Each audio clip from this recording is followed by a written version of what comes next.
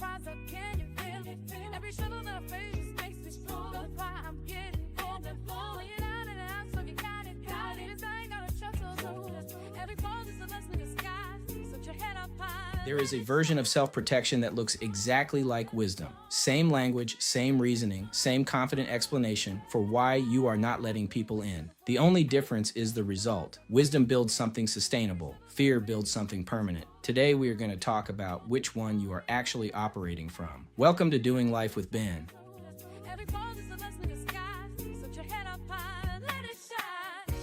Welcome back. I'm Ben Robinson, Kofi is here, and today we are going into territory that I think is one of the most misunderstood areas of personal growth. The difference between a wall and a boundary, because they look almost identical from the outside. They use the same words, they produce the same short-term result, but they come from completely different places and they produce completely different long-term outcomes. Kofi, start with the distinction. A boundary is built from strength. It says, "This is what I will and will not accept, and I know why." It protects without isolating. It makes genuine relationship possible because both people know where the real lines are. A wall is built from a wound. It says, "I am not going to let anything get close enough to hurt me again." It protects completely, which means it prevents completely. Walls keep the pain out. They also keep everything else out. And most people who think they have boundaries have walls. Let's talk about that. How do you actually tell the difference? From the inside, when you are in it, how do you know whether what you have built is a boundary or a wall? First, does it have an exception? A boundary has exceptions. There are people and circumstances that meet the standard and get access. A wall has no exceptions. It applies universally, regardless of whether the person in front of you has done anything to warrant it. Second, can you explain the reason? A boundary has a clear, specific reason rooted in something real. A wall has a feeling. The feeling might be legitimate. It usually is, but the feeling is not the same as the reason. Third, does it end? Boundaries are contextual. They apply where they apply and do not apply where they do not. Walls apply everywhere, always, to everyone. If your protection has no off switch, it is a wall. And the reason that distinction matters is because a wall is not protecting you from being hurt. It is protecting you from being known. And you cannot have the relationship you say you want without being known. The two things are incompatible. You cannot have real intimacy at arm's length. It does not work that way. where do walls come from? Because I do not think people build them consciously. No, they build them in response to something real, something that hurt badly enough that the mind decided never again. And in the moment that decision was made, it was the right one. The protective response was appropriate to the threat. The problem is, the wall stays up long after the original threat is gone. And the person keeps living as if the threat is still present, even when it is not. Because the wall does not distinguish between the person who caused the original wound and the person who is standing in front of them now. So the wall is punishing the present relationship for what a past one did.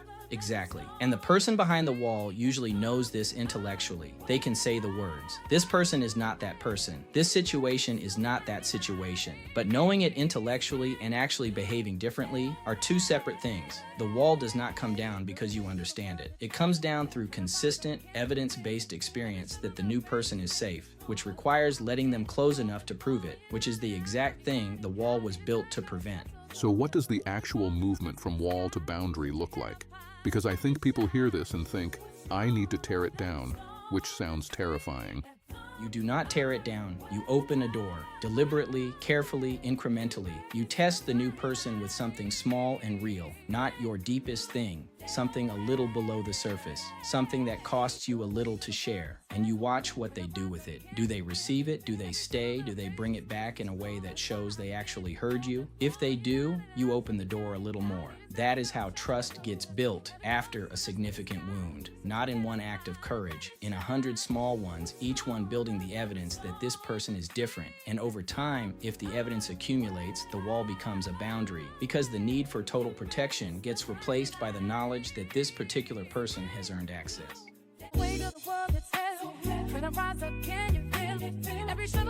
If you have been single for a significant period and you cannot fully explain why, it may be worth asking honestly whether what you have built is a boundary or a wall, not as a criticism, as an honest question, because the relationship you say you want requires you to be available for it, and available means findable, and findable means the door is at least partially open.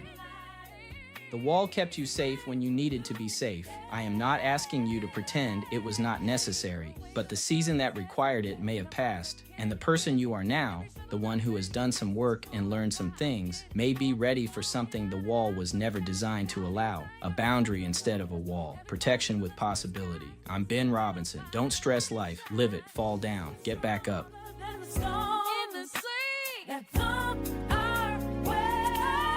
Final thought. A boundary makes relationship possible. A wall makes it impossible while appearing to make it safe. If you have been hurt badly enough to build a wall, that is understandable. But a life lived entirely behind a wall is not a protected life. It is a prevented one. The question is not whether to have protection. The question is whether the protection you have built leaves room for the life you actually want. My final thought. I had walls I called wisdom for longer than I want to admit. And the tell, looking back, was that I could explain them brilliantly. I had very good language for why I was the way I was. But brilliant explanation of a wall is still a wall. The disciple season was the first time I actually asked whether the protection was still necessary. The answer was, some of it yes, some of it no. And separating those two things was the work.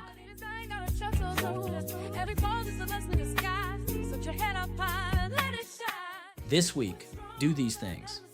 1. Apply the 3 questions to your current self-protection. Does it have exceptions? Can you explain the specific reason? Does it end in certain contexts? 2. Identify one wall you have been calling a boundary. Name it specifically, not in general terms, but the actual behavior. 3.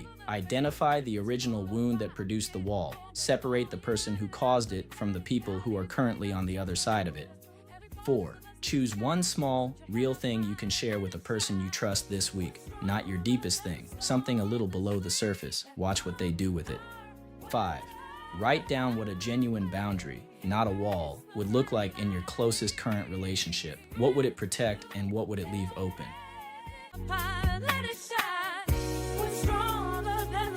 Next episode, we are going into purpose because there is a man in this room who knows his blueprint and is working on his walls and still cannot answer the question of what he is actually here for. Not his job, his purpose. We want to hear from you.